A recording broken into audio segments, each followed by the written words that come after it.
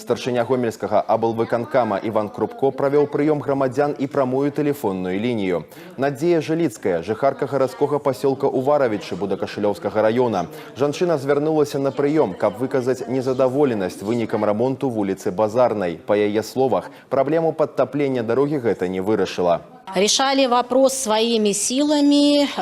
Ливневой системы у нас на улице нет. Те жители, которые помоложе, пытались делать ливневую систему самостоятельно, но, как показал опыт, она не справляется, эта система, с тем количеством воды, который в сезон с поля сходит на нашу улицу. Поэтому здесь нужен более масштабный, глубокий подход к решению этого вопроса. Старшыня аблвыканкама дал доручение провести додатковые работы. У приватности забеспечить водоотведение и усталяваць дорожные знаки. Таксама на прием приехал жыхар Житковицкого района с просьбой дапамагчы у атрыманні земельного участка для выращивания яблонь.